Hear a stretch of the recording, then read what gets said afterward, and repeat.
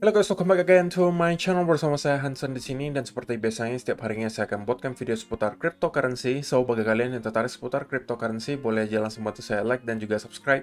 Jangan lupa juga untuk hidupkan lonceng notifikasinya supaya kalian gak ketinggalan update terbaru seputar cryptocurrency. Oke, pada hari ini guys, kembali kita akan bahas seputaran Bitcoin, dan hari ini adalah hari yang sangat penting guys, dan kemungkinan ditunggu-tunggu oleh banyak sekali investor. Jadi kita bisa expect volatilitas untuk malam hari ini. Saya akan jelaskan kenapa, namun sebelum itu kita bakalan mulai dari coin market cap terlebih dahulu. Per hari ini secara global market cap crypto berada di angka 1,06 triliun dolar atau naik sekitar 0,41%. Nah, Bitcoin sendiri di angka 22.200-an, Ethereum 1.706, BNB 291, XRP 0,35, Cardano 0,49, Solana 37, dan Polkadot ada di urutan ke-10 dengan harga 7,55 dolar. So, per hari ini kita melihat market dalam keadaan yang mix, sebagian ada yang hijau, ada juga yang merah. Dan top performernya adalah Solana guys, dengan kenaikan 9,41% ke 38,03 dolar. So, itu adalah outlook sementara dari beberapa top coin yang ada. Sekarang kita masuk dulu ke beberapa berita dan data terbaru hari ini. Nah, alasan kenapa kita akan melihat volatilitas malam hari ini adalah karena akan ada rilis data CPI di Amerika Serikat. Spesifiknya kalau kalian perhatikan pukul 19.30 waktu Indonesia Barat malam hari nanti. Cuman sayangnya saya sepertinya nggak bisa live streaming karena kebetulan lagi ada acara gitu ya. Cuman ya saya udah sampaikan mungkin ini dari video beberapa hari yang lalu. Ekspektasi saya gitu guys ya, kalau misalnya kita melihat nanti data CPI itu keluar sesuai dengan ekspektasi, yaitu menurun lagi menjadi 8,1%, harusnya market akan bereaksi secara positif, baik di stock market maupun cryptocurrency.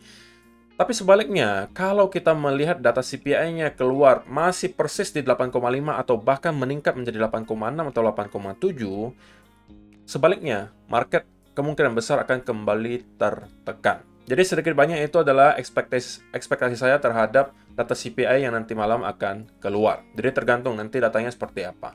Sebenarnya untuk hari ini tidak hanya di US kita akan melihat data inflasi, tapi di Jerman juga akan dirilis data inflasi. Selain itu di UK juga akan rilis data unemployment rate atau tingkat pengangguran. Jadi sebenarnya untuk trader forex hari ini bakalan terjadi banyak sekali volatilitas gitu ya. Tapi jangan khawatir, di kripto nanti malam juga pasti ada. Jadi stay tune aja 19.30 kalau kalian masih mempunyai posisi gitu ya yang masih open, pastikan kalian sudah menaruh stop loss dengan baik ya guys. Oke, karena pergerakannya bisa jadi volatil banget. Oke, jadi itu adalah yang pertama. Nah, yang kedua, kita kembali mendapatkan sebuah berita yang sangat baik menurut saya. Berita adopsi lagi, Fidelity considering offering Bitcoin trading to users. Jadi, ada sebuah perusahaan jasa keuangan yang bernama Fidelity. Kalau misalnya kalian belum tahu Fidelity, mereka itu mempunyai aset dalam pengelolaan sebesar 4, triliun US dollar, guys. Oke. 4,5 triliun bukan rupiah, guys. 4,5 triliun US dollar. Kalian bisa ubah saja ke rupiah, saya juga nggak ngerti itu berapa hasilnya. Cuman yang pasti ini perusahaan yang sangat besar. Dan mereka mempunyai klien sebesar 34 juta. Dan mereka berencana untuk menawarkan cryptocurrency kepada para klien mereka yang banyak juga institusi. Di sini sampaikan this new news comes as Wall Street continues to show interest in the crypto market. Despite its rough year, earlier this year, Fidelity announced plans to allow corporate clients to add Bitcoin to the 401k plans it managed for them. Now, these clients may be able to trade Bitcoin point blank. Jadi pada intinya, mereka akan menawarkan ke klien-klien mereka yang sejumlah 34 juta dolar terhadap exposure ke market cryptocurrency. Ingat guys, aset dalam pengelolaannya itu 4,5 triliun US dollar.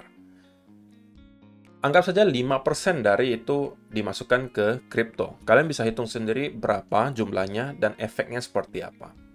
Jadi ini lagi-lagi menunjukkan gitu ya, bahwa untuk sekarang banyak sekali platform-platform bank-bank besar, institusi besar, itu berlomba-lomba gitu guys, untuk masuk ke dunia kripto agar nggak ketinggalan kereta.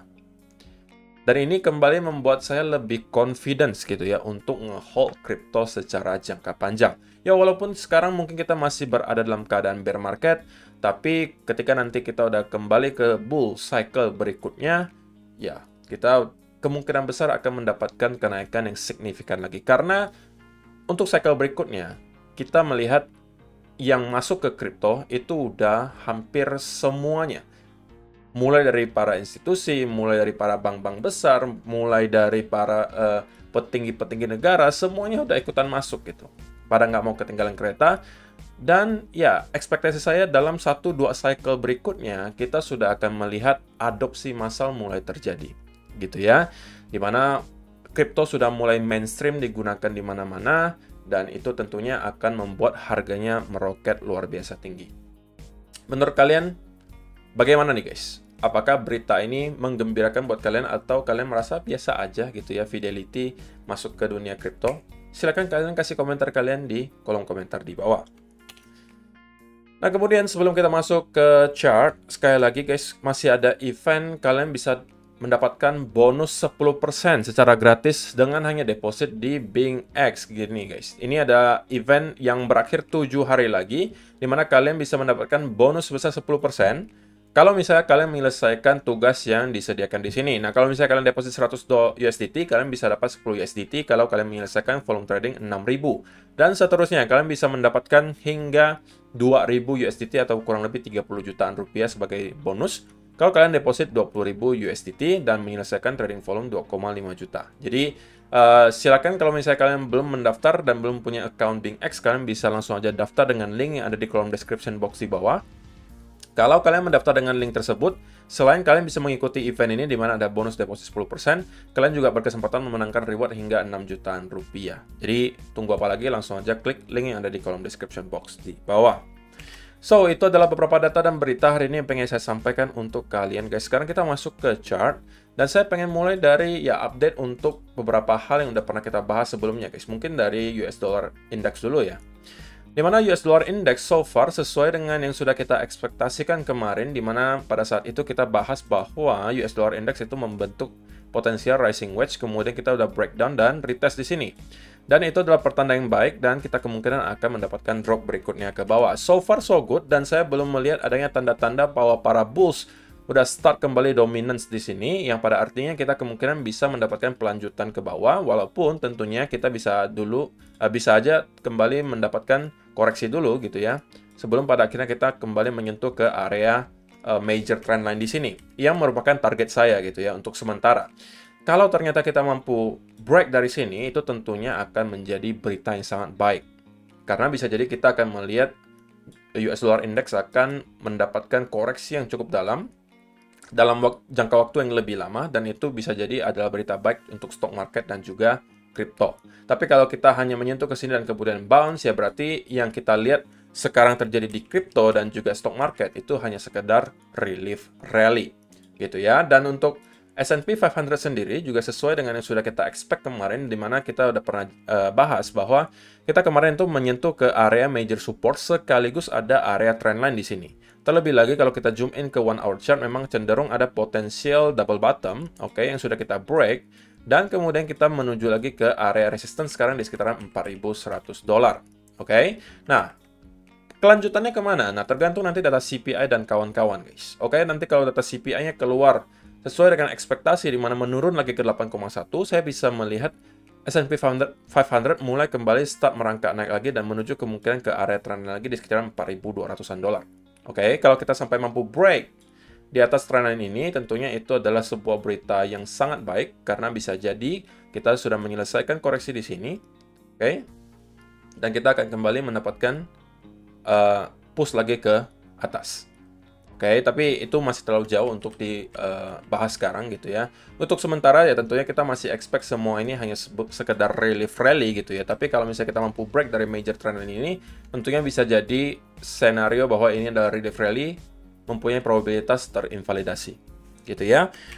Jadi itu adalah beberapa chart yang pernah kita bahas sebelumnya dan kita update. Sekarang kita langsung masuk ke chartnya Bitcoin. Sebenarnya gini guys, untuk chartnya Bitcoin tidak banyak update yang bisa saya bawakan. Kenapa? Karena seperti yang saya sampaikan di video kemarin, kemungkinan kita tidak akan melihat volatilitas yang terlalu parah dalam 1-2 hari kemarin. Karena kenapa? Banyak sekali investor masih nunggu dulu data CPI nanti dirilis. Oke, jadi kalau kalian perhatikan dalam 24 jam terakhir ya, kita cenderung sideways gitu ya, sideways.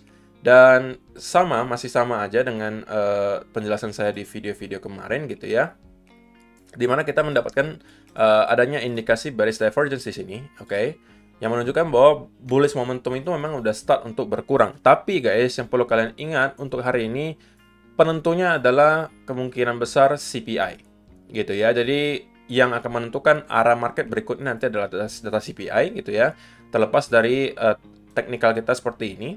Walaupun tentunya kalau misalnya kita melihat ada data CPI biasanya dirilis, itu pergerakannya bisa jadi zigzag gitu. Katakanlah misalnya dia memang harusnya naik lagi gitu ya, tapi biasanya dibanting dulu ke bawah baru dinaikkan lagi. Jadi itu bisa aja terjadi, dan itu biasanya hanya untuk jemput stop loss yang ada di sini. Oke, atau sebaliknya kita pengen di dump, tapi pada awalnya itu kita di pump dulu, pada akhirnya baru kita dibanting lagi. Jadi kalian harus selalu aware dengan kemungkinan hal tersebut terjadi ketika ada event-event penting seperti CPI itu dirilis, gitu ya. Jadi untuk sementara sebenarnya saya pribadi juga sarankan kalian wait and see terlebih dahulu guys, jangan sampai terlalu FOMO masuk ke sini. Kalian buy di sekitaran area di sini menurut saya itu bukan sebuah ide yang baik. Kenapa? Karena kita sudah mendapatkan push sebanyak 21% gitu ya dalam kurun waktu tidak nyampe seminggu, 21%. Oke, jadi akan sangat make sense kalau kita mendapatkan koreksi terlebih dahulu. Saya sebenarnya lebih suka kalau kita mendapatkan koreksinya itu sebelum CPI-nya dirilis ya guys. Supaya kita udah siap lagi gitu untuk push berikutnya ke atas kalau ternyata memang data CPI-nya itu kembali menurun. Tapi so far kita belum melihat ada koreksi yang terlalu signifikan. Jadi saya pribadi belum akan ngapa-ngapain juga sebelum saya dikasih setup yang jelas juga. Terlebih lagi memang sekarang ada indikasi bearish divergence, tidak bijak menurut saya untuk masuk ke dalam market atau apalagi buy Bitcoin. Jadi saya akan tetap menunggu kalau misalnya nanti ada setup yang jelas, mungkin ada bullish continuation pattern dari sini, saya mungkin baru akan ikutan masuk. Atau misalnya kita akan kembali nge-push gitu ya, dan tidak mendapatkan koreksi sama sekali, ya at least saya pengen ngelihat bearish divergence ini terinvalidasi gitu ya. Dan dari sana mungkin kita baru akan cari lagi setup berikutnya ke atas. Oke, so saya rasa itu aja sih yang perlu saya sampaikan untuk video hari ini guys. Terima kasih yang sudah menonton sampai selesai. Semoga bermanfaat video hari ini dan kita bakalan ketemu lagi di video yang berikutnya. Bye-bye.